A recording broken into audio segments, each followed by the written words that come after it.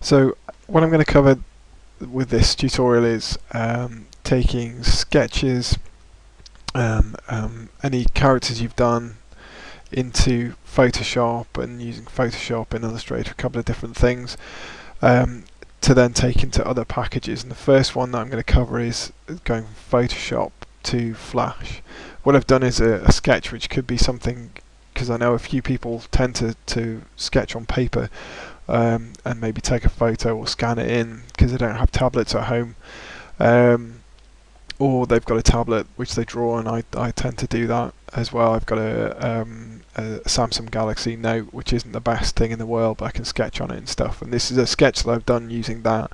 And what I needed to do was to tidy it up. I've taken it into Photoshop. I'm going to tidy it up really quickly and show you a couple of things that can help speed things along, and to take a sketch from being rough to being pretty crisp and clear using a couple of different tools.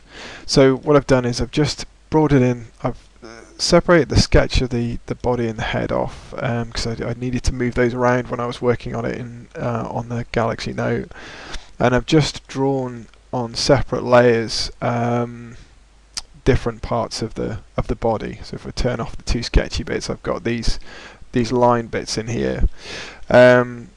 So what this will enable me to do, I've done them in different parts, and I'll show you why that is.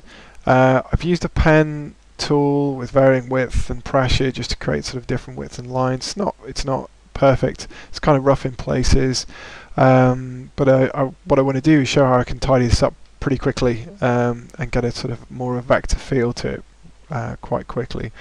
So what I've done is I've taken it into, this is just the same PSD, but it's just widened. I've moved the parts around a bit, and so that I can get a bit of space in between them. Because the reason I'm going to do that is, and I've created another arm down here. This is the left arm here.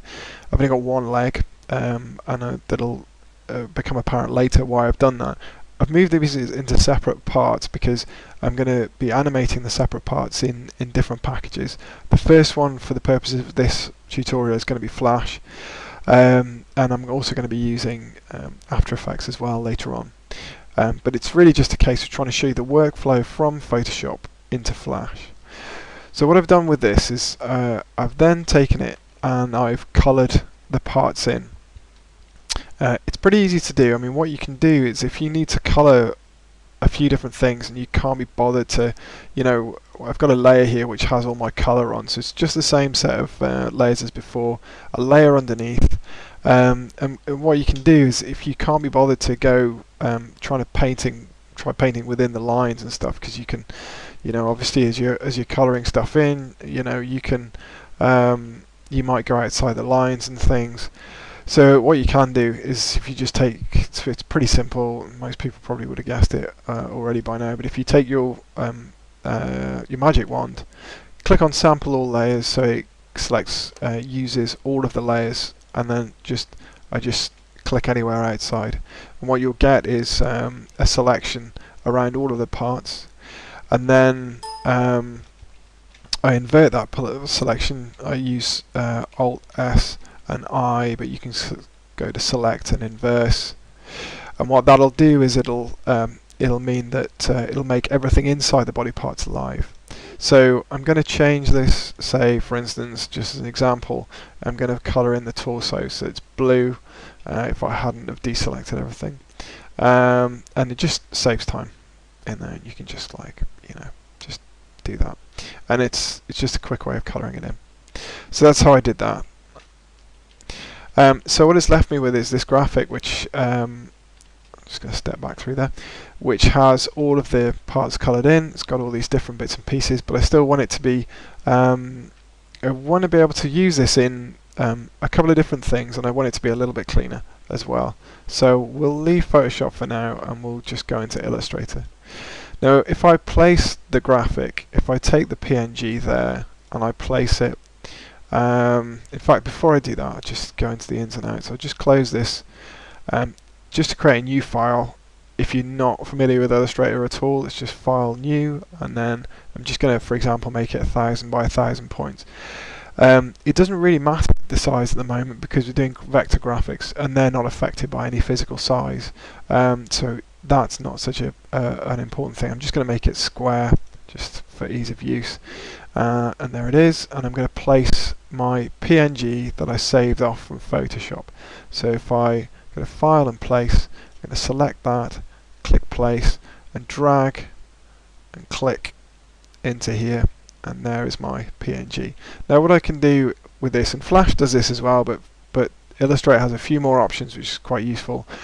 And if you've got cloud and you've got access to all these, then it's quite a useful thing to do. But as I say, Flash can do this as well.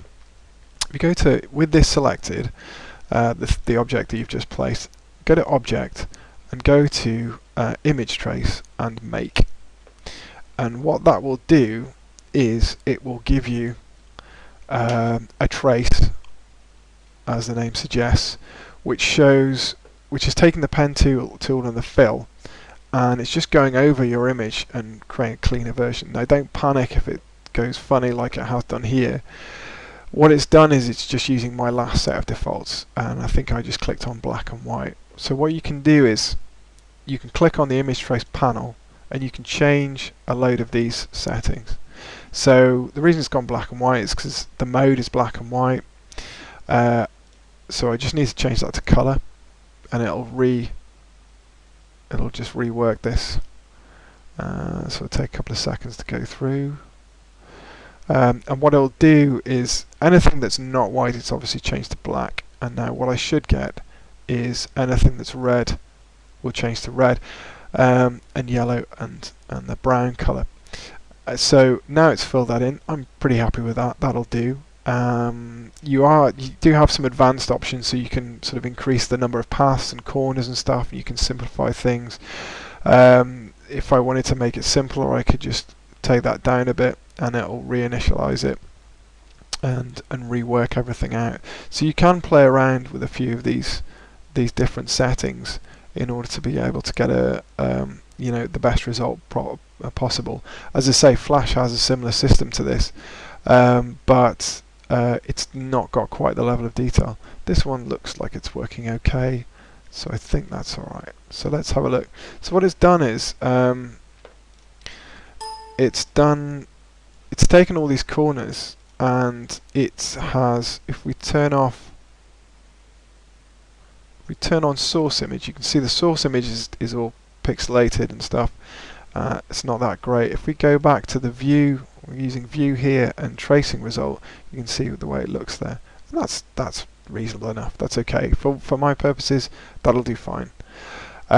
So what I'm going to do then is I'm going to take this and I'm going to save a copy and save it in there as an Illustrator file, which I've already done. So I will just close this now. But this is quite a useful thing if you're sketching stuff and you're doing stuff with drawings, even if it's a pencil drawing. This can actually take really rough drawings and really clean them up very, very quickly, and you'd be surprised how good it can be just by fiddling around with those settings.